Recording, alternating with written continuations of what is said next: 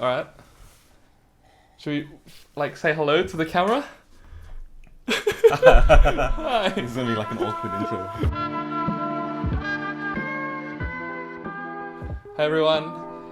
Welcome to the very first episode of 529 podcast with me at Demas and Ben at Itchban. Today, I think for the first episode, we're going to be talking about, just an introduction of why we called it 529 podcast and just a little bit about ourselves and how we got started and how we got to where we are today. So I guess, let's just get started straight away. So what is 529? I don't know, you as in, I think we were coming up with a name. Yeah, we were trying to come up with a name and it took a while, and I think we just wanted to find a name so we could get started. So Ben was watching this video, I think, and sent it to me, and this girl was talking about turning your 5 to 9 into your 9 to 5. So that's where we got the name from, and I think it's quite self-explanatory when you say it like that, but I think we want to keep it a little bit mysterious with just the 3 numbers. Yeah. So I think 5 to 9, it represents kind of what we do in the creative kind of life. Everyone works a boring 9 to 5 job, but they finish that, and then if they have passions like photography or whatever, they go home and then they work 5 to 9. Yeah. With the dream of making that 5 to 9 their 9 to 5. Exactly. Exactly. So that's how we came up with the name, and I guess the purpose of this podcast is to talk about how we became photographers and how influence. We don't want to use the word influencers, but how we grew a following, I guess, online, and how we can maybe give you guys some tips and tricks. Also, we want to bring in some of our friends and people we've met along the way to talk about their experiences, and there's going to be some really cool people on this podcast in the future. Yeah. If you have anyone you want to see, just let us know in the comments. We're going to start this podcast off on YouTube, and then we'll also upload the full-length audio version to Spotify and iTunes, so you can find us there. Yeah, so if you just want to listen to us while you're driving or working, you don't want to see our faces, Don't see our faces. you can just listen to us. Yeah, we have an Instagram account at 529 podcasts. Yep. And that's live already. Yeah, so follow us there, subscribe to the YouTube channel, ask us lots of questions as well if you guys want to know what we make in the future episodes. We're going to be replying all the comments in this YouTube video. And all YouTube videos as well. Demas replies all his comments all the time, so just keep asking questions. Alright. Okay, so I guess move on. So Ben, who are you and what do you do? Well, my name's Benjamin Lee, and I go under the name Itchban. I'm a photographer, filmmaker based in Sydney, but I also travel a lot. My content's, lately it's been more kind of commercial stuff, but it's loosely based around travel and lifestyle. How did you pick Itchban as a username? There's no story to this. When I was younger, maybe 14, 15, I played games and stuff, right? Yeah. And I needed a game name, and I chose Ichiban, so it means number one, favorite in so Japanese. Owning all the noobs in, what was it, Battlefield and that kind of stuff. Right. Okay. Yeah. Then I had to spell it a bit funny because it's meant to be spelled ICHIBAN. Yep. But then I couldn't get that because it's taken already, so I had to go itch like an itch. Right. Okay. Like an STD. Because a lot of people that I've met in Japan and stuff, everyone thinks you're Japanese, so it's quite interesting. No. He's just a Sydney guy, not even Japanese. He's from Malaysia. I did a post clarifying that I'm not Japanese, but people think. Yeah. Yeah. Okay. I've been to Japan quite a few times, so I think that makes it worse. But okay. How did you start your Instagram account, and how did you move on from? How did you start photography, I guess? So I used to work a boring 9 to 5 office job. It was in logistics, and I wasn't meant to be there. It wasn't what I studied in uni. So eventually, I guess he wanted to promote me, my boss, and I didn't want more responsibility, so I quit. Okay. And I had some money saved up, and I wasn't really doing too much, and I was basically just going cafes and kind of not working, I guess. I went to museums and stuff. I went hiking. Blue Mountain and stuff? I tried to find that Sea Cliff Bridge stuff. Yeah. Oh, right. Okay. So you found locations online or something, and then you wanted to go visit them. But at that time, I had an Instagram, and I figured out what it was a little bit earlier. So I was trying to kind of learn photography. Okay. But because I was doing nothing, I went and bought a camera because I was doing nothing. So I started taking photos. Okay. But I bought it was an X Pro 1. Okay. because it looked like a Leica, but I couldn't afford Leica. So I bought that. But luckily I bought it because then I started taking photos, and I kind of started to take more photos and post it on Instagram. Then I dragged my friends out to go kind of hiking and finding spots and that kind of stuff. Right. And I'd post on Instagram, and eventually Instagram suggested me first. Yeah. Okay. So that's how kind of your account kind of grew. Yeah. The initial growth. Yeah. Like your first kind Well, of like big break just by being on, because I was on Instagram so early, like 2011. Okay. Like I was already on like 10K just for being on. Really? Just that? Yeah, because like you at the was on start, so early. at the start there was just people just like following, and you like their photo and they'd follow you back and stuff. Right. And it was like, okay, and then like yeah, but yeah, so like I was about 10K, and then I got on the suggested user list. Right. So how often were you posting at the time, and like do you think just because of you were active and you posting good content, Instagram suggested you? There was no format back in those days. You just post like your food. You post like, my first photo was like my Chucks, my Converse shoes, Okay. in a warehouse at work. Like, And you're gonna show your photo right here, right? Like right here. Okay. Okay. Yeah, so that was the first photo. But I think they suggested me because I was exploring Sydney. Okay. So when they suggested me, I went to some Carriage Works an exhibition. Right. It's pretty cool. I think like they gave everyone white coats to kind of look like a Yeezy lab thing. Oh, yeah, okay. so I took Yeah. that photo, and then they must have seen that was like something kind of special, like unique, I guess. Okay. And then they suggested me, and for everyone who doesn't know what the suggested user list, like it doesn't exist anymore, but they used to pick people from locations and put them on their suggested user list. Which means they followed us, or they followed the people they put on this list for 2 weeks. Yeah. And people who are new to Instagram had access to this list because it's just people that Instagram followed. And so... Well, when you create an account, it's like, these are the people we suggest you to follow. Yeah. Yes. So me and like, I think how many people were on it? I think 200. They followed 200 people every 2 Yeah. weeks or something. And so your name would come up when someone signs up. Yeah. And you just like get a pretty fast amount of followers. So like, you grew from what, 10K to about what? 10 to 25. Okay. And then there was a cull like not long after that. Yeah, because you Went have down to like 20. a massive influx of new followers, and then they realize they're following you, and they Yeah. didn't really like your stuff maybe, Oh, and no, then they no, just unfollowed. you know when they culled like Oh, a they bunch of- culled. Okay, yeah. So that dropped me back down to 20. Right, because I always thought like, you know, you had this sudden fast growth, and then you just like Well, there's that people too, I realize like, oh shit, I don't know why I'm following this guy. Shit. Yeah. Yeah. And then like, okay, I'm just gonna unfollow. Like that's sort of like it always happens. Like once you get a giant influx, and then people realize they don't vibe with your content, and then they just Yeah. unfollow. So that Well, there's usually that, happens. and then there's like bot accounts and But were there massive more? They weren't really bot accounts back then, though. Maybe I don't know. they're most likely inactive now. Yeah. Because it's been so many years. But Right. then like we know a lot of people who have like grown 100K for that suggested user Yeah. list. Yeah. So I only grew 10 Yeah. for that. Same. I only grew 12. No, you grew 15, I think. They After the deleted cull. 5. Yeah, right. So yeah, but not long after that, I would get kind of free stuff from brands. I think the first kind of free stuff. What'd you get? The first thing I like got hit up for was Adidas. Like that was the very first thing. No, like you must have gotten something free, like watches and. I asked for a Daniel Wellington watch. I actually emailed them and asked for one. Yeah. And they gave me one, and I did like a couple of posts. But then I think I did it as well. there were a few other things I didn't ask for, but like very minor things. But But I think the first thing that I remembered was Adidas reaching out. Yeah, like But wait, it was pretty novel getting free stuff back then. yeah, Because like you post a photo and they send you free. You don't have to pay for stuff, I guess. yeah.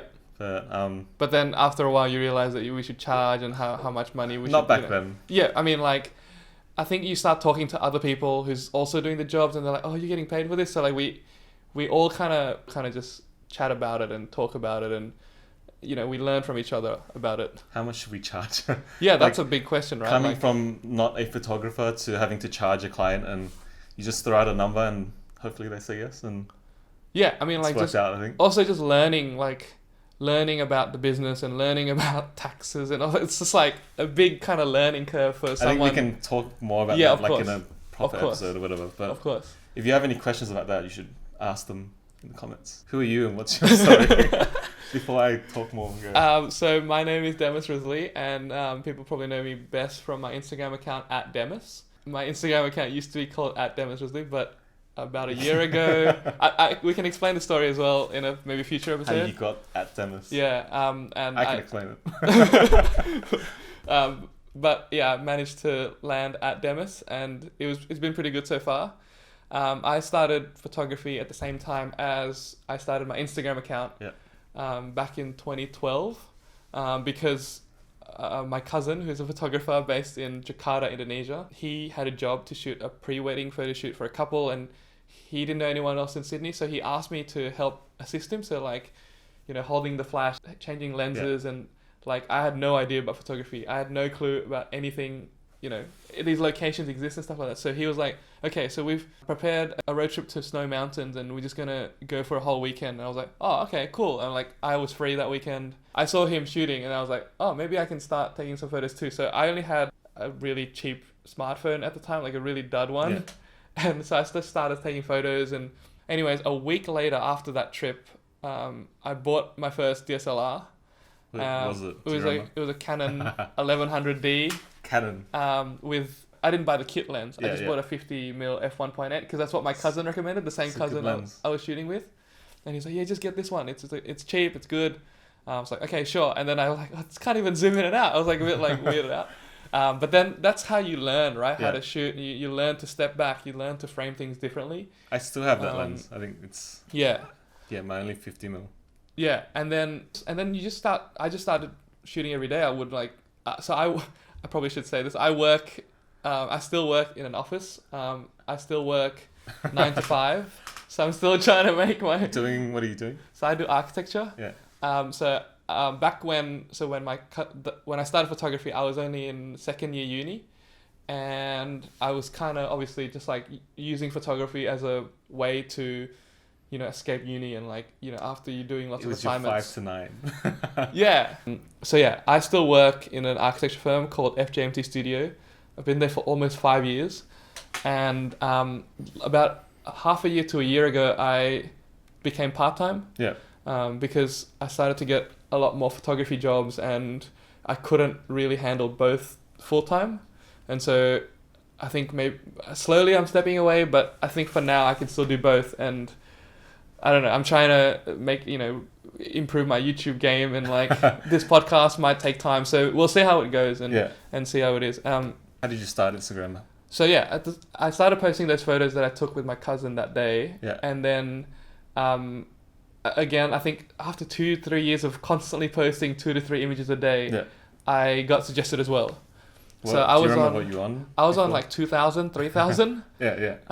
And then I grew to 15,000, and then went back down to 14,000. So I only went down a little bit. I was ahead of you on stage. Yeah, man. And then you like creep past me. Yeah, but then it's just like it was. When I got suggested, I was like so happy, right? It was like amazing. I felt like I was doing the right things. I felt like I was on the right track. I felt like, oh, my photography might be good. And it was kind of crazy when you refresh and like 24 hours a day to just we don't grow that much like that ever. So then I was like a bit curious, and then I found an Instameet, and I found like it was a page called Iga Sydney at the time, I think. IG is Sydney. I guess Sydney. They were hosting Instameet that weekend, and then I was like, hey, Lucy's my wife, by the way. I was like, do you want to go to this meet? I mean, we could maybe meet some cool people or whatnot, and meet the community. And I was like, and she was like, sure. And we went, and we were really shy at first. We were like, who do we really talk to? Like, kind of is like. I don't think we knew each other at that stage. Yeah. And then I think that day, there was just so many people. I knew a few people already from uni, like they were already shooting as well. We never really talked to randoms, but like so many people, and we just switched, like, okay, let's just start talking randoms. We both just started talking to people. I met Mario there. Shout out Bonnie on that. Yeah, Bonnie on that. I met Mario there. I met so many people that day. Audrey and like... Was he there that day? Yeah. That was the first time I met Mario.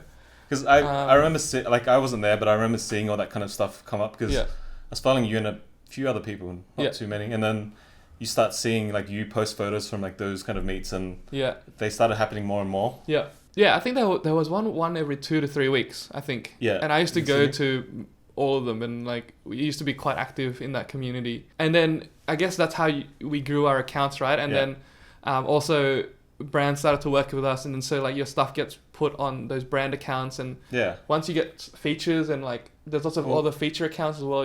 Then you kind of grow your account and grow your engagement. And when I did that Daniel Wellington watch thing, which is like a while ago, you're gonna the photos here.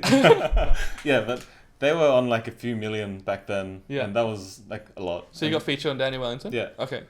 So it's kind of worth it. But then I also used that photo later on to win a trip to Japan. But right. We can talk about Is it like the flat lay? Yeah. Okay. Flat lay with a map and stuff. And right. That's a whole story, but we'll talk about that later. We'll edit that out. It's in. Yeah, and then that's kind of how we grew our accounts. Like, we started meeting more people, started going to more meets. Yeah, and it started like just becoming a cool community. Like just if you travel, if you're following someone and they follow you back, it's kind of like a cool thing to meet up. Trips. Like you went on a whole bunch of road trips at the start. Right? Yeah, I mean that's just the local Sydney people. I'm talking about like if you travel overseas, right? Like if you follow someone, they follow you back. It's kind of a cool way to meet. Yeah. And it's like you take them, they take you around, and then if they come to Sydney, then we take them around. So it's like a good sort of community that's like. Kind of cool, but I guess it all comes from building relationships first, and like not just randomly like messaging someone for out of the blue. In Sydney, like you see them follow you and like, hey, I'm in Sydney this week, let's go shoot. I was like, we don't know you. Yeah, as in like it's sort of a weird community these days. Like I think people just assume want things. Like, yeah, but then I guess you have to build that relationship first, and like. But the funny thing is sometimes they don't even follow you. It's like, why do you want to meet me? Well, there's like they follow you and then like you don't reply them and then they unfollow straight away. Yeah, you can see that it wasn't a genuine You should slide in slow if you like. If you know you're going to the US, for example, don't like message people the day before you're going. I think you should start building those relationships earlier. And it should be genuine. Don't just follow them just so they can show you around.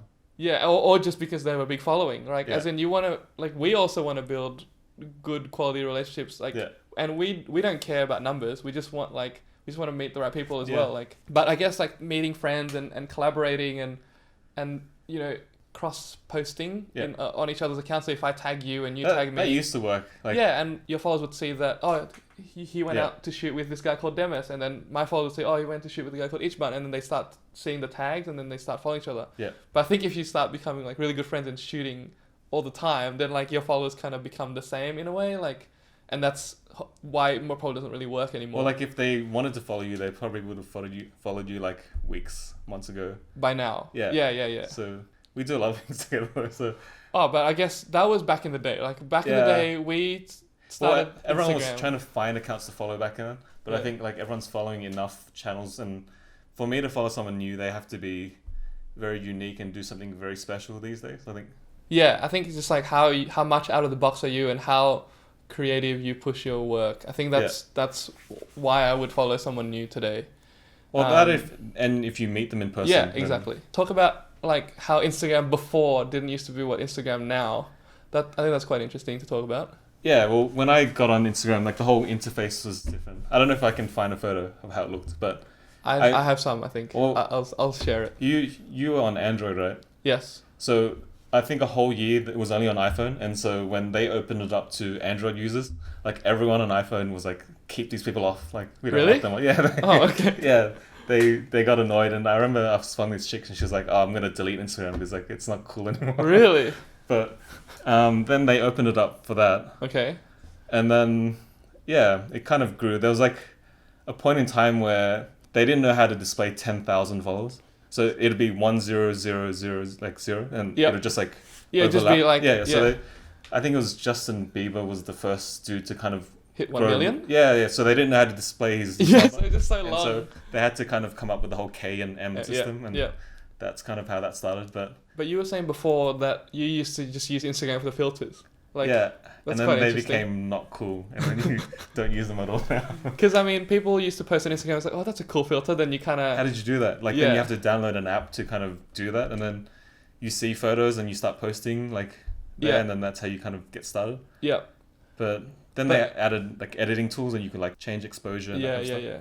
But we were talking about this before. Like we both didn't start Instagram to make money or to become a photographer. You couldn't make money back then. Yeah, there was nothing back then. Yeah. And then, but I guess times has changed. But I think what the message behind this story is that like you shouldn't go into Instagram thinking that you should be making money. Like I think it should be more focused on creating art and creating good things and being unique and being you. So like, you don't need to grow into a career, I think, after you learn the skills. Yeah, you don't need to like, promote yourself. Like, you don't need to be constantly telling people to follow you. Like, that doesn't, I feel like that's really ingenuine. You should never tell anyone to do something. If they're going to follow you, they'll follow you on their own accord. So yeah, and it feels much better if you get a follow from someone you really admire because your work is good, rather than you told them to follow you. Like, I think it just feels a bit weird to follow someone after being told to follow. Like, when you meet people, there's a lot of like, follow that game that you play. Yeah, it's so, like... Everyone does that. I've seen people do it as well. Like, what's your Instagram? And they pull out their notes app and they're like, what's your Instagram? And really? I kind of do that sometimes. Like, sometimes then you can check them out, and like, if they're not that good, then you don't follow. But like, if you hand over your Instagram account and they put it in, and they hit the button themselves. Yeah, right. If we don't follow you, it doesn't mean that we don't like you as a person. It's just like, we like to have our feed curated to see what we want to see. Yeah. Right. Like, it does not mean that we don't respect you as a person. We care about everyone, right? It's just we like a certain style of photography. It's pretty personal. We you're both following. Yeah. It's not like we hate you. It's like people take it personally though. Of course, of course. But I mean, it's just like everyone's feed should be a curation of what you like. We want to keep the follow number low so that we can interact with the people we like. And so if we can't interact with thousands of people, so I keep mine around to 300, 400 people. Like, just I don't know. 600, 700? Yeah, but I'm the type of person to like everything on my page. So reply every single comment too. I reply to every single comment. I like every photo, and I try to interact with like people I follow. Every single comment you reply. Yeah, I do. So if someone just keeps messaging like comments, I just hi. I do. I say hello every time. Spam him to ruin his day. Just keep messaging. He's gonna reply every single message. Like, yeah, some people just do like emojis nonstop, and I reply back with emojis nonstop. Like, it gets to a point where like I had to kind of stop because it's like you'd post at 9 p.m. and you'd interact with like everyone who comments within the first hour. Yep. But then it takes longer than an hour to reply everyone. Of course. And then the comments keep coming, and like I just kind of do 5 hours just like messaging people. I kind of just do it in my off time. So like if I'm on the train to work, or if I'm on the train home from work, or like if I'm at work, maybe a program is loading or something, and if I just have a bit of spare time, I just reply to like 5-10 comments at a time. So it's like that sort of happens, and then you post another photo, and then you kind of it's just another day. For me, it got to a stage where I had to like I can only spend an hour a day max on like replying comments and that kind of stuff. So you just kind of end up like sinking 5-6 hours into. Yeah, it gets that much, right? But I guess, I mean, if you want to grow an account, right? I mean, now it's become sort of a little business for us. So having that engagement and interaction is always good, and showing your followers that you are approachable and they can ask you questions, you can answer them is also good. So, and I'm happy to answer lots of questions. Like most of the people I reply, like even though I've never met them, we've spoken more than once, and we can have like a relationship almost. Like mostly like whenever we post, we're always like talking shit to each other, like in the comments. Of the first hour. Like think of the dumbest thing you can say in this photo and say it. Like, you should read our comments. Our kind of group of friends, like to kind of trash talk each other. Yeah.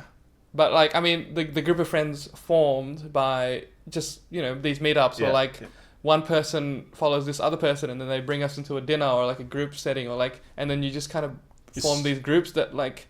It's changed a lot. Yeah, because sometimes you don't vibe with some people, and sometimes you vibe with other people. So like, you're obviously gonna draw yourself towards people that you vibe with. Do you remember how we met? Yes, I remember how we met. Do you remember how we met? So Sean told us to talk about this. We wanted to talk about it anyways as well. Furry Little Peach. Furry Little Peach, our friend Sean. She asked us how we met, and I remember how we met. I remember like, not your first photo, but the first like memorable photo. It's like of you holding I found out you cheated and you photoshopped it too back in like I didn't even know. No, it was like a piece of ice. I have that photo. I can show you. It's a piece of ice, but it's like shaped like Australia, and it's like, was it Australia Day photo? Yeah, it was Australia Day, and but he cheated and he photoshopped. And I held the little Tasmania in my other hand, so I had one piece of ice. I think my comment was like, "This is creative." I think I just started following you. Right. Okay. Yeah, I don't remember the first. Cheated. But I mean, that's my style, right? As in, like, my style is not cheating. My style is to show people a new side of things, and like, I'm not going to sit there and carve a piece of... I could have, but I think the idea came about afterwards. Yeah. And I even photoshopped my hand in on That's the bottom. how it usually happens, right? Like. Yeah. Yeah. So it was Australia Day, and I was like, I have a photo of me holding a piece of ice. Yeah. And Where were you? We were at Blue Lake, so like... Kosciuszko. Yeah, Kosciuszko National Park. What was that? You went on a road trip. Charlotte Pass. Yeah. Yeah. We were like 5 of us in a car, and it was fun. We're talking about how we met. Okay, we're talking about how we met. Yeah. It was an event it was one of the very first events that Instagram hosted in Sydney. It was called the Instagram Soiree. Yeah. And so they invited all the suggested use. Yeah, basically a group of friends that we still hang out with today, and we talk to today. We just met everyone that night, and I think I remember talking to you. That was our first conversation. You lived in Maroubra. Yeah. So, and like I kind of grew up there, so it was like, hey, you live in Maroubra. How did you know I lived there? Did you take a photo of that footbridge? I think you... I did. Yeah. I did. Okay. Yeah, that's what, right. I recognize that footbridge, and yeah. Okay. Yeah, I mean, that was the first time we chatted, and then I guess we just chatted again afterwards on the app, I think. Yeah, yeah. My first impression of your photos, I don't remember the exact one, but I just thought your photos were so brown back in the day. Talking about brown. It's funny, and then I realized... Dave would like... And then I realized you were colorblind, I felt really bad. I was like, oh, shit, he's colorblind. Like, I can see colors. Yeah, I know. Hey. But, no, I mean, your feed looked super consistently brown. But it was really it was nice to see. I was doing a lot of nature stuff. Yeah. Like earthy tones. You had lots of earthy tones, and your greens were sort of desat a little bit, I think. Can't remember. Yeah, I remember. But like, that's when I started following you. I think after, I don't know if I was following you before that soiree, but anyways, that's when we started. Yeah, there used to be a thing called Worldwide Instameet. So every 6 months, Instagram tells the sort of organizers of each city to host a bigger meet. Gareth and I run a page called Global Night Squad. I think that's where I met you properly, I think. Right. So the very first one, it was Eric and I. So Sydney Night Squad. Sydney Night Squad 1, which is what we called it. Sydney Night Squad was the very first one. We didn't have an Instagram page at the time. Yeah. So Eric and I just randomly had a thought. We're like, hey, how come no one does meets at night? And we used to do a lot of night photography because we work full time, and that's the only time we could shoot after work. And so it was like, let's just host an Instameet. Let's just see what happens. And so we both posted on Instagram. I think I was on maybe 40K or something, and Eric was on 10K or something. But anyways, I think you guys were the bigger ones. The very first one had 90 people on a Friday night. It was raining as well. I was so shocked. I was like, what the heck? How come all these people are out here? And it was fun. Like, just got to meet everyone. And then we kept doing more and more and more. And the last Sydney one had about 300 people. And it was like, how do we deal with all these people? And it got a bit out of hand. Like, a few cops came and like... Yeah, I remember that. Was that the Chinatown one? Yeah, some of the kids just started jumping on the tram. It was not good. And I felt responsible, and I felt really bad. Yeah. I think with those numbers, you just need to start getting permits. And yeah, I think people are like, you should get a megaphone. And then I think someone else said, if it's a megaphone, it turns into an official event. And so you have to register the event through City of Sydney, and it's like, it gets a bit out of hand. I guess that's why... You need insurance and public liability if you do that kind of stuff. Yeah, I guess also that's why we haven't done as many meets lately, because it's sort of like, I think everyone sort of met everyone, but I guess the newcomers really want these meets. Yeah. And I think we should be doing more. Like, we met each other and our whole kind of friend group, like, through those meets. Yeah. But we've all kind of, like, that's our group now, and, like, we go out and shoot with, like, each other and stuff, and I guess less kind of inclined to go meet new people. Yeah. It takes a lot of energy. Like, it does. I'm kind of an introvert, so, like, talking to people, it takes a lot of energy out of me, so... Yeah. Talking to camera is also really hard, and that's sort of why I guess for me, it took so long to... have the courage to... This is going to be awkward editing. And I think this is fine because we're chatting and stuff, but I have to sit there and look at myself and edit for like an hour, 2 hours. Yeah, that's when kind of Instagram started. We first met. Then we went on a few road trips together. Yeah, and we started... That's when we met the first like kind of Sydney crew. Do you remember who was there? There was... Which you guys know Gareth at Gareth Heyman. He used to be called Nights and Lights. Yeah, so... Demas was meant to pick us up in his bang bus. It's like a Honda Odyssey. I drove a Honda Odyssey. It's a family car. 9 people or whatever. But he was meant to pick us. 7. When was this? What trip are you talking about? We went to Zigzag Tunnel, but like you picked us up from Central, right? And then I remember I stood like next to this guy smoking outside, and it was like, who's this guy? You didn't know who he was? Yeah. Then Right. like we both get into your car. I was like, hey, what the Oh, really? It's Gareth. So that's when we kind of first met. I think we had hashtag and everything. Yeah, we made With a lot of hashtags photos. every single time we did a road trip. Like we just like, okay, hashtag We is should this share guy. some of the photos. I don't Yeah, know, like, so we can all see what we made that day. Like Yeah. it was fun. Like it's still, I'm saying it's still fun now, but it's just a different sort of vibe now. It's like, we only shoot these days for work, basically. yeah, or More when or we're less. traveling, or if we have a job. Yeah. We don't shoot in Sydney. we barely shoot anymore. Yeah. As in like, but I guess also like we started this podcast because we just wanted to try something new. Yeah. And Instagram maybe might be getting a little bit boring for us, but anything I guess, after like 5 or 6 years gets pretty repetitive. yeah, we've been on for 7 and 8 years, and it's Just being that long. but it's sort of like, how do you push yourself to create different content? And like I Yeah. hate being boring, and so like I don't want to just sit there and post the same things over and over again every day, because Yeah. it's just like it makes you crazy. So like I differentiate myself using Photoshop, and I learned Photoshop through uni and Yeah. architecture, and so I even edited using Photoshop first. I used Lightroom so late. Remember Yeah. you were like, Yeah, it's the bagging on same thing, I think. yeah, It's just, it's not made for and I photos. never shot Like, RAW. yeah. I didn't shoot RAW for so long, so I used to shoot JPEG and edit in Photoshop only. And so We tried to convince him for so long, and he just like, no, it works, like, which is fine. Like, I didn't want to tell him to shoot raw, Yeah. and then his photos become shit. Yeah, so, but you should shoot raw. yeah, Yeah. and then I started shooting RAW and JPEG, and then I was like, one day I think one of my JPEG was overexposed, and like maybe I'll try the RAW, and then I was able Pull to it bring all the it way back. Yeah. And I was like, okay, this is good. And then I started to learn a new workflow using Lightroom. Run us through a day in the life of you. Like, what do you do day to day? I think you should start first. Go. You reckon I should start Yeah, first? go, Because go, I guess you. it's more routine for me. Yeah. I think I work every day, almost every day, 9 to Mhm. 5, and so day in the life would start. I would wake up around 8:30, 9 o'clock, and I'll explain why I wake up that late at Yeah, the end of this alright. story. So I would wake up at 8:30, 9 o'clock, and I would get to work maybe around 10, maybe sometimes a bit later. Yeah. And then I would just do a normal day's work. Like, you get to 10, like, work at 10, and then you stay back. to Yeah, kinda I make stay up the till hours. about 6:30, sometimes 7, Yeah. just to finish my work. And I mean, as long as I get the job done, I think it's fine. Like, if there's a meeting that early, I would come in. Yeah. But It's good that they're yeah. kind of flexible. Yeah, my office has been really, really good. And so I guess when I'm at work, Yeah. my day to day, I am, drawing up floor plans and like Architecture very things. architectural things. Yeah. Drawing out floor plans, working out like areas, massing models. Like, I don't know, it gets very technical sometimes. Yeah.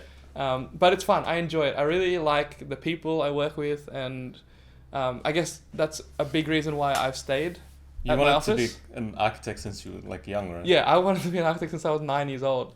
My uncle, I get influenced by all Yeah. these people. My uncle, who's an architect in Indonesia, was designing we were renovating our house, and my uncle designed the renovations. Yeah. And I walked into his office one day and saw all his floor plans, and like I was like, "Whoa, this is so cool!" Like, it's like real life Sims in a way. Yeah. And he had a model, and like I was like, "Whoa, okay, I want to do this when I grow up." So I kind of went through school and high school pursuing that, trying to get into uni for architecture. So yeah, driven. I had no idea what I wanted to do. it was weird, like, because everyone was like, "What do you want to do?" And people were like, "I don't know," but I knew I wanted to be. I didn't even know what it was properly. Like, I just knew my uncle did it. Yeah. And so, yeah, I wanted to. My first kind of dream was to own my own architecture firm, and At age 9. at like when I was doing uni, and I Yeah. realized what architecture was. So I would be doing that day to day, so till about 6 o'clock, 6:30, and then I would go home or either go home or go out to shoot after work. So if I'm going home, I would spend a few hours, with Lucy, with my wife. So we would eat dinner, watch TV, I don't know, watch movies or whatever. And then when she goes to bed, I would start editing photos. You start your 5 to 9. Yeah, I start my 5 to 9 Yeah. at about maybe 11 p.m., 12 a.m. And I would edit photos till about 2 to 3 a.m. every day. But I guess my sort of sleeping late and like, that kind of culture and my body clock stemmed from architecture. Because we used to sleep at all. We used to like do I did like 2 all-nighters in a row and like just to finish uni assignments and stuff like that. So if I go home, but if I go out and shoot, it'll be, let's say if I had a job. Yeah. Last night I had a job for Sydney Theatre Company. Oh, was that yesterday? Yeah. So you shoot for them yesterday? Yeah. Yeah. So these jobs come through emails and Are you allowed to talk about this? Yeah. Yeah, go on. So I guess jobs come through emails, and I sort of manage my photography emails while I'm at work at FJMT, because sometimes things are loading and stuff. So I just quickly reply and organize things that way. Yeah. And then so I would be out shooting, and so I shot from about maybe 6:30, 7 o'clock till about 8 o'clock, 8:30, and then I would go home and edit it. Yeah. So I already sent them the photos. So what time did you start editing till? I was up till 3 a.m. last night. Yeah, but that's a normal standard, night. Yeah. Like I remember I was in Greece. Yeah. And it was like in the middle of the day over there, which is like, I don't know what time it is here. And you're like, hey, Yeah. what do you think of this photo? And I think I checked the time. It was like 3 a.m., 4 a.m. It's like, you don't sleep at all. But and then I guess like not just jobs, but then I edit to keep up with Instagram, and so like I try to post 4 to 5 times a week. So that's what I'm editing for. If there's no jobs, then you kind of just try to keep pushing your Instagram account and try to get creative. And do you have everything drafted out? Like how many posts ahead are you a week? I used to have more, but now I kind of just like let the inspiration hit me whenever. So it's like if I feel like editing this, I'm like, okay, let's just do it tonight. But I have ideas planned a few days in advance, so maybe 2 to 3 days in advance. I'm more like half an hour. So if I post late at like 9:30, it's because like it's like fine, I'll post tonight, and like you go edit something at 8:45. I'm trying to post by 9. But for me, I think I have to be organized more organized because I'm working during the day, so I can't edit photos. Yeah, but that should mean I have more time to edit during the day. Oh, but you're probably doing other things, right? I mean, you get to explain. You can explain what you did. Yeah. But having a plan helps. Yeah, like for me, I have the edit done and a little story video done the night before. Yeah. And then I write the caption when I'm about to leave work. And so that's I prepare 3 things for a post. Yeah. So the post, the actual video for a little clip, and a caption. And then that's how my day usually works. And then on the weekends, I have more freedom to go out to do road trips and shoot more, or even just chill and relax. I think having breaks is really good. Like having just like downtime and doing nothing for two days in a week is really, really good. I think boredom helps creativity. I was watching a TED talk. Yeah, boredom definitely helps creativity. If you're stuck out of your mind, you're just like sitting on TV. People are looking at their phones all the time, so they're never really quite bored. Yeah. So you need to kind of just do nothing. Yeah. Is the idea. I think also, the different things spark creativity. I think for me, playing sport, like playing basketball, like makes your mind work a little bit better as well. Yeah. Like I would feel so much fresher after I play a bit of sports the next day. But yeah, so that's how I live 24/7. How many hours a night do you sleep? I get about 5 to 6 hours of sleep a night. I think. Not too bad. On the low end. Yeah, so from like 3 a.m. to about 8:30, 9 o'clock. Yeah, so 5 to 6 hours. I think I need like 9. You need 9? Like, yeah, I mean, everyone's different, right? I mean... 9, I can... You know, LeBron James sleeps like 12 hours or something crazy because they're athletes and they have to Well, he's doing more than I am. Yeah. They have to their muscles need to regrow back. Yeah. You know? Like, anyway, so... Buying emails and that kind of stuff. Yeah. But before that, I was like doing back-to-back jobs. So I did a job in the US. That was for Kentucky. I was with Matt Joes and Jake Rich. Yep. So shot that for 2 weeks. We drove across like the whole of America pretty much, like 4,000 Ks in 12 days. Yeah. Then did that, came home for about a week, and during that week I was kind of planning my next job, which I went to Mykonos for. Mm-hmm. We shot a kind of documentary commercial kind of piece there. And then from Mykonos I flew directly to Japan, which I was editing the Mykonos job for about a week and a half. Yep. And then I had like the Oppo gig, which we ran around Tokyo and met a whole bunch of cool people. Okay. And so I was pretty much away from home for like 2 months almost, minus a few days I came back. But I was mostly just like organizing the next job like when I was back. So yeah. Felt like 2 months. You were gone for a while. Yeah, but then like when I was on the America trip, I was also I did that Osmo Pocket campaign. Yep. While organizing the Merit gig at the same time. Yep. And then also doing like Adobe stuff on the side. So there was like it's pretty stressful. There's like 4 jobs at the same time while we were on a bus with 45 other people driving through America. Yeah, okay. Yeah, so I think for me it's more one at a time, whereas you have more things happening. Freelance, like you don't know when the next job's gonna come. True. And so you don't want to like let go. I was unsure if I was going to do the Mykonos job because it was just too tight. I wouldn't be able to take conference calls on a Greyhound bus with 45 other people. Yeah. So I would have needed help, but like somehow I managed it. And like I was able to organize all that kind of stuff. And like at the time, it's the most stressful thing ever. Mm-hmm. But yeah, like when it's done, it's done, it's good. It's like lucky I did it because like I was able to do so many jobs and knock all that out, and I can relax a bit more now. Yeah. But yeah, and it gets busy and you have to kind of like try and manage it all. I think I want to try and find help to kind of like produce, I guess. Okay. So if I had someone like doing, helping me organize the Marriott gig, and like I had to book flights, I had to find accommodation. So like more admin style. Yeah, but like stuff I don't really want to do. Yeah, okay. Yeah, so like a producer can kind of take on that stuff. I think that stuff, like also they could help with like pricing and looking up licensing rates and stuff like that. I think that kind of stuff helps as well. I'm out shooting like in America, and like the client, like if they wanted like, we need like this thing signed, or like this email, or like your accommodation plans or whatever, if I had someone to kind of send that, I wouldn't have to stress as much. So I guess your daily life is sort of different every day. Pretty much. What would you be doing if you were back in Sydney then? Like if, let's say you had no jobs. Trying to work on like a lot of personal stuff. So I found like I've done this for like 3 or 4 years now, right? Right. So when you have downtime, I think it's normal for freelance. Yeah. So you have to try and make use of your time. So do a lot of personal stuff and make use of your time, and don't treat it as you're unemployed. You need to treat it as like, this is time for you to kind of get all your loose ends tied up. And how do you know that what you're... I'm curious as well. Yeah. How do you know that, you know, what you're doing in your downtime will end up benefiting? Like as in, of course you won't know. I don't really know. How do you decide that today I'm going to update my website, or like today I'm going to do this? Like just, how do you plan that? Like priorities, I guess. Like you need to come up with a list of things that you want to get done. Yeah. And then you just need to start working on it. Like for example, I need some tips for when if I end up going freelance. I think you have enough things like to do. Like you're pretty on top of it. But like freelance, you need to have self-motivation and kind of be in check of yourself. Yeah.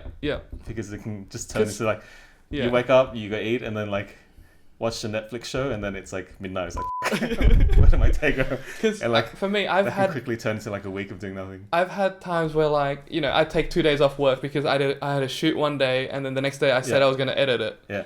But then the second day when I'm editing, sometimes it might be quicker or slower than I thought. Yeah.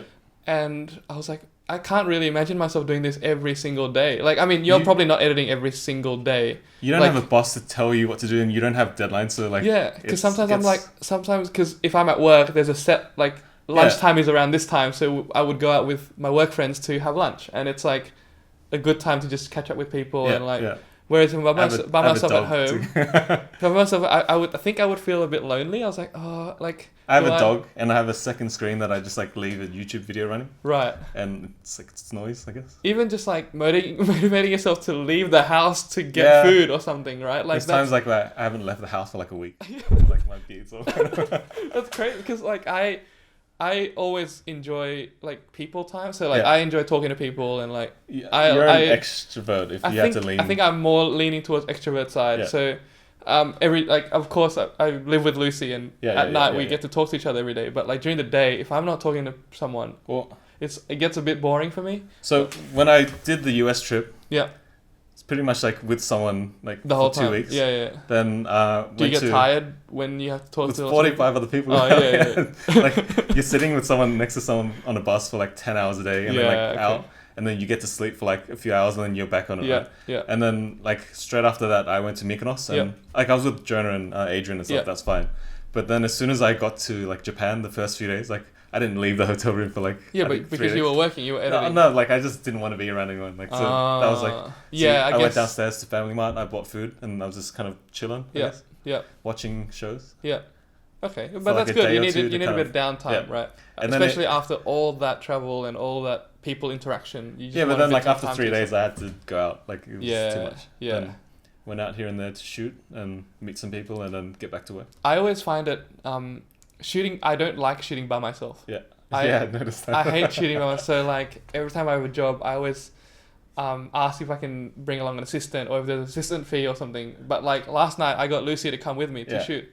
I just like to have a bit of opinion. Just like sometimes, your mind, even though you know it's great, you just need someone verifying it. It's like, oh, that's good. Okay, I'm gonna keep going. Yeah, and but just I like think a little bit more motivation. You should try and go shoot on your own. Yeah, I find that really boring. Think it is boring, but I think you need to kind of get used to it because there are times where like there's gonna be no one and like you need to. When you shoot street, you can't really go shoot street with a whole bunch of people. Yeah, I don't do much street, but then I get yes, and also like it's kind of boring. But you put headphones in, you just like wander around. But I guess let's say you're shooting for a client and the client's not there, and you have to get the job done. Like just having that sort of voice in your head that's like, this is what they're asking, and I showed my assistant that this is what they're asking, and they're kind of like, oh, that's cool. Okay, so then you kind of work out different angles instead of just focusing on one too much. Yeah. And so if I'm like last night, I was kind of a little bit focused on one angle, and then Lucy's like, oh, why don't you try that side? So it's always like good to just have voices to just guide you. Yeah. I think for me, that's sort of my interpretation. And yeah, even like, I don't know, for me, I don't even like eating alone. I don't like doing stuff. I just don't like to be alone. Like at the start it's kind of weird, but then you learn to be comfortable with it. Yeah, I think like, it's and then you learn to kind of enjoy being alone. Like so I've traveled. Have you traveled alone? No, never traveled alone. Yeah. You should try it. Actually, I've traveled like a leg alone. Not like a day or like transit. No, I think an actual trip alone. No. I've never done a full trip alone. But I don't want to. I want to share it with my wife. So I've done it, right? I think I prefer being with friends, obviously, because like you get to have fun and like you get to do. I think I'd go and hike and do crazier things if there was someone. So like if I slipped and broke my leg, I wouldn't be on my own. Exactly, right? Like just I went security and safety wise. I went to New York on my own and that was fine. Yeah, like I think you can shoot all day, like when you're with friends, and then you go back to like the Airbnb or whatever, and you can kind of kick it after that. Yeah. But like when you're on your own, you shoot and then you just go back and it's like kind of. But it is what it is. Like okay. You go back and edit, and it's kind of. When you travel on your own, do you have a set plan? Like today, I'm gonna check out this area, hit these spots, eat at this restaurant. Do you have that sort of plan, or not so much like down to the restaurant or like food or whatever? Right. But these are the spots I want to go to. Okay. And then you go there, and then like I usually don't have a full plan. I just go there and then I walk. Yeah. So I think in New York I walked a lot. Yeah. But yeah, I wasted a lot of time walking to places like that weren't great. Right. So it would have helped if I had met a local. But it was. It's a good experience nonetheless. You never know what you find like while you're wandering around. For me, when I'm traveling, I sort of find the spots that I want to hit up, and then Lucy would pick the restaurants, and she would sort of pick the restaurants that are in that area. Yeah. So it's sort of like today we'll explore this area. Yeah. Let's say Japan. Like today we'll explore Shinjuku, Shibuya area. And then Lucy will be like, okay, in Shinjuku there's these restaurants and I want to try this out. And I think that's sort of like a good way to do a trip. Japan, of all the countries, Japan's like an easy place to travel. Of course, Japan's the best place to travel. Ichiran, you don't even need to talk to the person. Like, you just like eating. Ichiran's great for eating alone. Yeah, okay. Most of Japan's kind of like. Yeah, because everyone's focused on their own thing and they just want to get their work done. It's not weird to, even like a proper restaurant, it's not weird to eat alone. Yeah. Just fine. Or you just go to like a convenience and just eat like. Yeah, exactly. Egg sandwiches. Exactly. And onigiri every day. Yeah. Okay. That worked out. But okay. So I was shooting back to like my daily routine. Yeah. So that was a full on 2 months, and then I come back and I'm kind of like waiting for emails. I don't usually find work. You don't usually find work. I never hit up people. Like as in I'm quite busy already every day working in my architecture firm to the point where like I can't. We've been lucky. I can't cold email clients. Yeah. But I guess you do sometimes or not really? Sometimes. Yeah.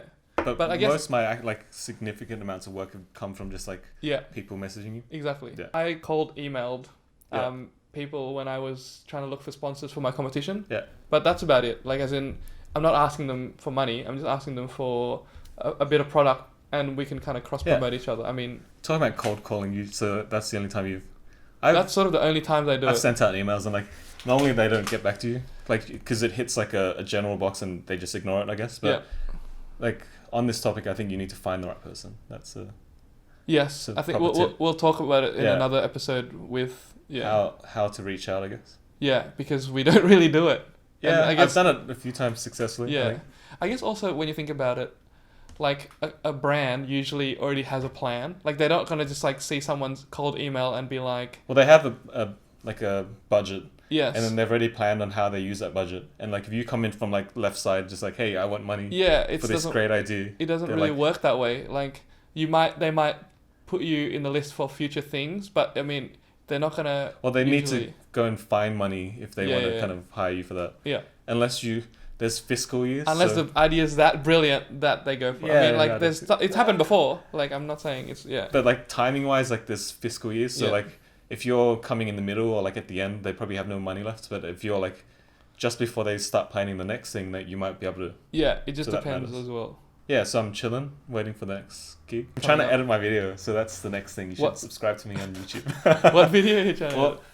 You're like wrap up your kind of reel? I film a lot because I shoot video. I do photography and videography now, I guess. So I film a lot of videos while I'm out shooting photos. Okay.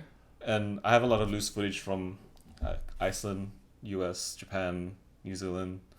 There's a lot. So I want to kind of make that into video, but I don't know how to do that yet. So end up being your highlight reel in a way, I guess. I don't want it to be a highlight reel, but what do you want to? It's just like I don't want it to travel feel like video. a highlight reel. So I need to kind of. It's hard. Well, I'm stuck on it. That's why I don't know how to. Maybe it's stuck because it's like hard to mesh lots of different places into one video without it just being like footage together. Because usually videos have a theme. Like the theme is usually a location. Yeah. So like, oh, this is my New Zealand location, or this is my Japan location.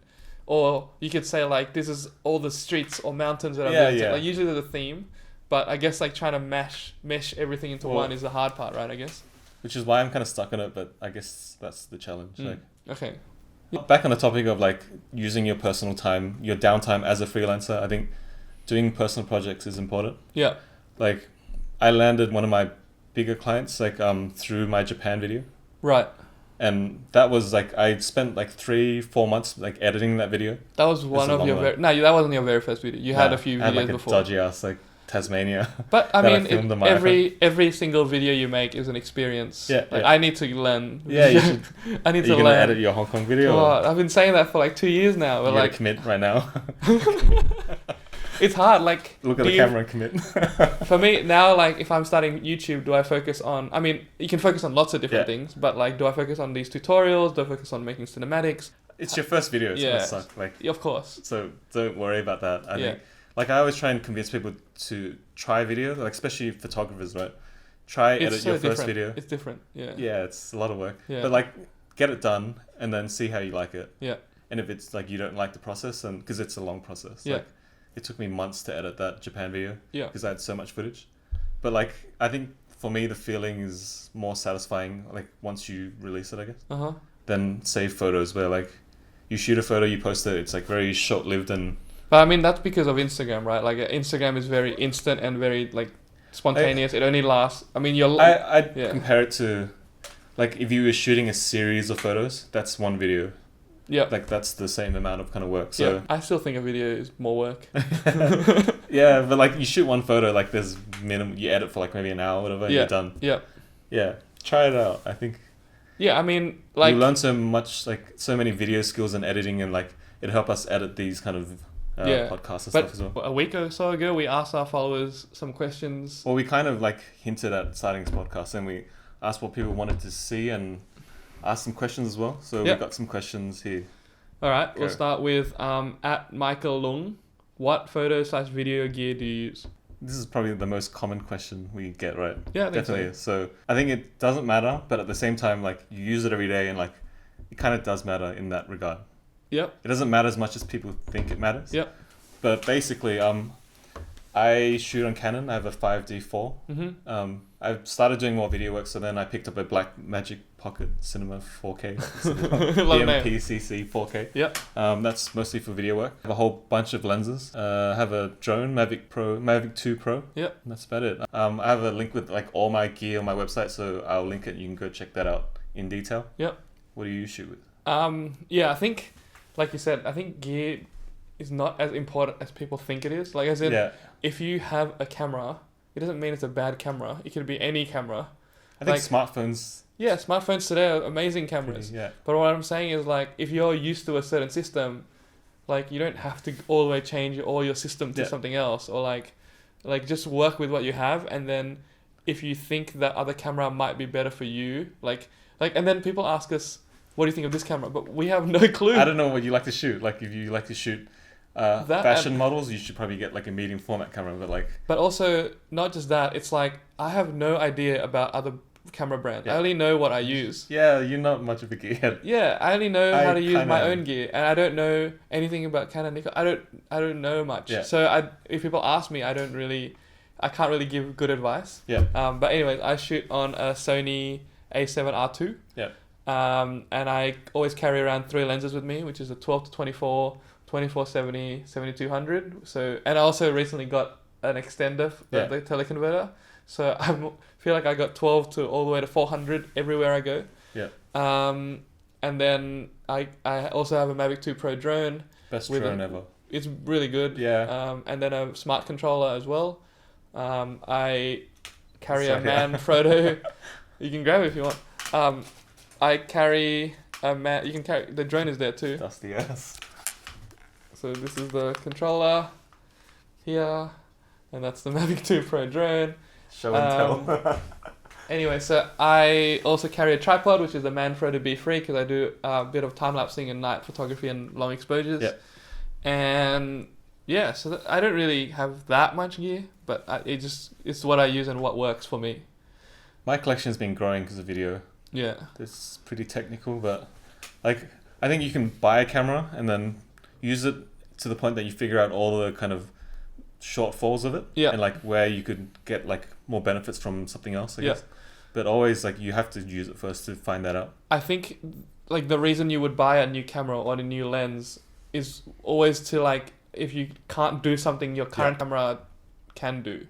So like if you really want to shoot architecture, The other way around, right? If your camera can't do something, then you should look, or like your lens. So if you really want to shoot architecture and you don't have a wide lens, that's when you would look into investing into getting a wide lens. Yeah. Advice, I think, pick a system and then invest in the lenses. The bodies can always upgrade, but like lenses will last forever. So I think it's like also no brand is better than another. Like there's always pros and cons to. I mean, there's pros and cons to different brands. I think. I think in the mirrorless world, like full frame mirrorless, I think Sony was in there first, and I think they've got a few steps ahead of Canon and Nikon. But I think Canon and Nikon are catching up, and I think they're doing built some this cool like stuff too. They've pit everyone against each other. And it's not really about that. Yeah, for us as a consumer, like I use a Blackmagic now, so it's like doesn't matter really. Yeah.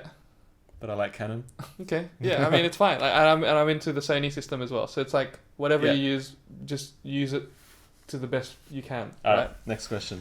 Next question is from our friend Gareth.Heyman. Hey Gareth. Shout out to you, Gareth. What do you guys think of Instagram hiding likes? What do you think? So, depending on where you are in the world, currently they're hiding likes in Japan, Australia, Canada, Brazil, Ireland, Italy, and New Zealand. Yep. So we're kind of the first. One of the first. I think like Canada was first, and then they rolled it out to the rest of the countries. Well, it must have worked, or like it must be beneficial for them to try and roll it out past Canada. So I think there's pros and cons. Like the pros, obviously, like people are going to be less comparing yourself to other people. It's like, I mean, I don't know, culture. Everyone these days is like, oh, this guy gets this many likes. Like it really doesn't really matter. There's a con to it as well. But I mean, for the average person who uses Instagram, like the likes doesn't really matter. So it helps with mental health, and it helps with people not seeing that this guy gets 2,000 likes, but I'm only getting 10 likes, so that guy's better than me. It's not like that. Like that's the pro of it, right? Like it helps. It'll help the community in general, and it'll help most people on Instagram. I like immediate impressions. I think like you don't realize how much you go straight to that number. Like, I post a photo and like you check and like you can't see it anymore. Yeah. Or like you can, but it's like three other steps. Yeah. So like eventually I think you just stop looking, but like even when you see other people's posts, you immediately just like go straight down to that number and try and look for it. And like I didn't realize I looked at it that often and put that much importance on it, I guess. Yeah. But I think also, but a con of it, like a negative side to getting rid of likes is I think you kind of, it's hard to find if someone is credible or not. Like the whole like if they're on 100,000 followers, they could easily just bought all of them and only get like 10 likes. Insta cheating is harder to detect now. And it's that's harder. Like, it's harder to I detect. think we should talk about it in more detail, but like it's like harder to find someone know. who's credible, and I think it might push brands away from working with people in a way, because brands sometimes don't really check who you are and they only care about the numbers. If it's harder for them to do their job, which is to like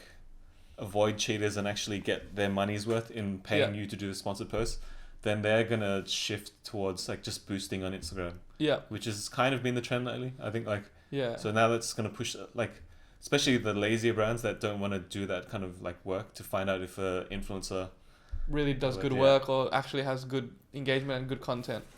Like the reach is everything. Like that's what they're paying for, to like reach an audience. And if it's fake, then you're pretty much committing fraud, I guess. Yeah. As a cheat. But I guess that getting rid of likes, it makes it so much harder for them to find out if you're legit or not. Or it makes it harder for us to find out if you're legit or not as well. You can still see your own likes. And if you're a business account, like, can personal accounts see it? I don't know. No one can.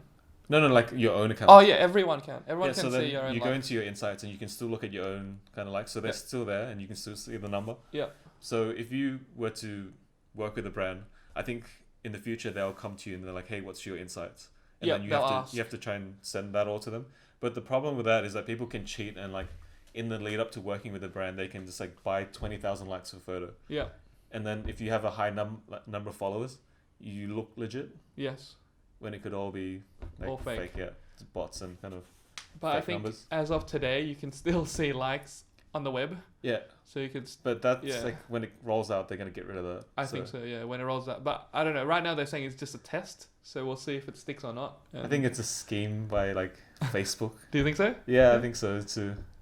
Like. To get more people to boost and try to push like if they're deleting bot accounts, right? This hides the lower engagement. So they're like mass deleting bot accounts and like people can't see likes and like they forget about it. Yeah. This changes the whole way Instagram works, right? Yeah, it does. That's like such a big part of it. Like likes, it's a general indicator of like popularity and feedback almost. Yeah, I think I used to be like, oh my god, like I need to hit it somewhere. But right now I think I'm to the point where like it's just a way for me to check. It's just like it's resonating with people. Yeah, it's like just a good way to see if you're on the right track or not, kind of thing.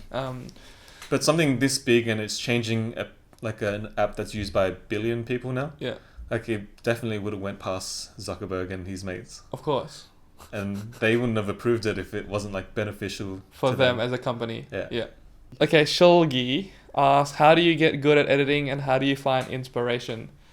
I think it's just doing it. Like, I think editing wise, you just have to try different things and just sit on the program, whatever program you use, Lightroom or Photoshop or Premiere or whatever sort of thing you're doing. Like, just the more time you use that program or app, the better you get at it. Yeah. And like, I think it's just time and spending. Like when you're first starting and you don't know what to shoot, you don't know if you want to shoot like portraits or like landscapes, I think you should try everything. And then once you you figure out like pretty quickly what you like to shoot. Yeah. So I was shooting with you a lot, like when we first started, like architecture stuff. I was like just hanging around. And it wasn't really for me, but like I pretty quickly figured out that like that wasn't my kind of vibe. Right. But I was there to hang out. So, and then like, you know what kind of motivates you to shoot and you know what you like.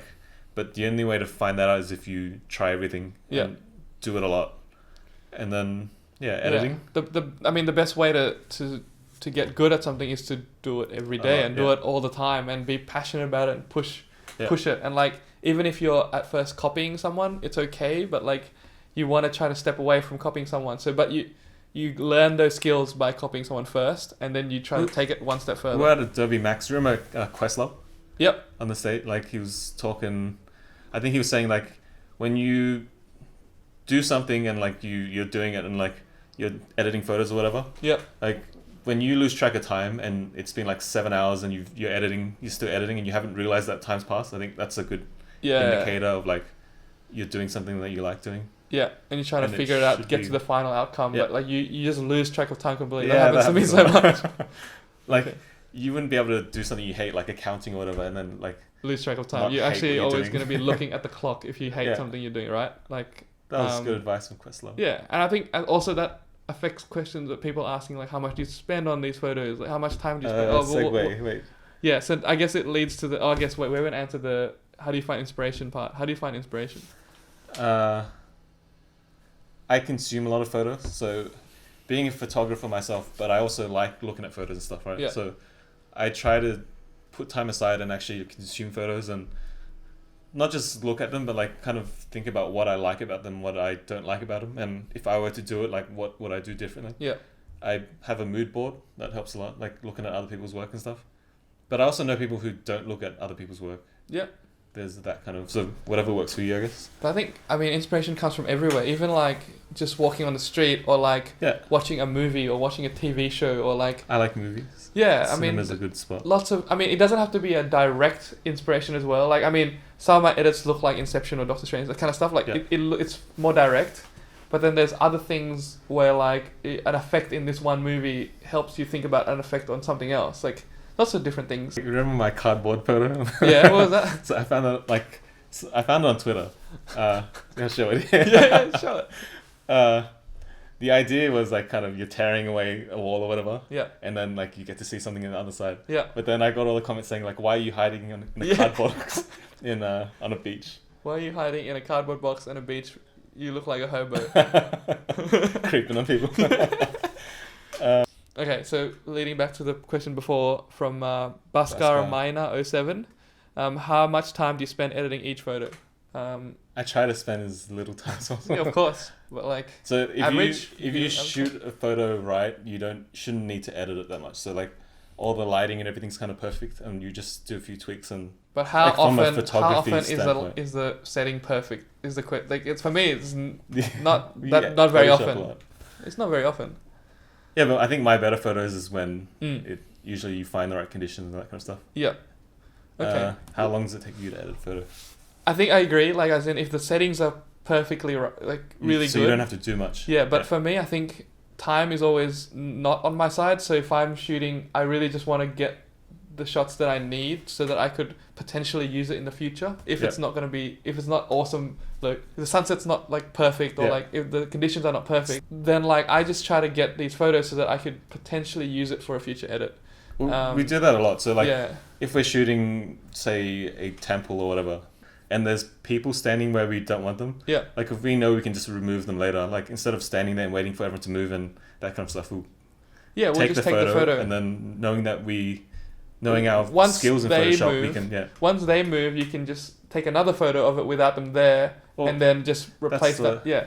Sometimes like I know I can just Photoshop that guy out pretty easily. So of course. But for me, I think time wise, if it's just a straight Lightroom edit, maybe 15-20 minutes, 10-15 minutes. But if it's like a Lightroom and Photoshop edit, it also depends on the complexity of the edit. Like sometimes the Photoshop part only takes 5 minutes. Other times I've spent the longest maybe 4 or 5 hours on one photo. Sometimes like it just depends on how meticulous you want to mask something, or like What's the longest you've spent on just the Lightroom edit? 20 minutes, half an hour. Not long. I spent maybe 2 hours sometimes. On just a Lightroom edit? Sometimes when you need to massage the hell out of like the light, like right, yeah. It ends up being like 4 gradient filters and like 5 or 6 kind of radials, and then like I never really go that far into Lightroom. I just sometimes do okay. All right, last question. If or not Sam, or Sam E. If not for photography, what would you have pursued? I already know my answer. My answer is architecture. If by chance I didn't pick up that camera in second year of uni, I would have went full speed ahead with architecture. Yeah. I mean, I'm still doing it now. I would have pushed maybe even starting my own firm, or like getting registered as an architect, like that kind of stuff. There's steps to become an architect, and I would have probably gone through that stage to get to there. But what about you? What would you have done?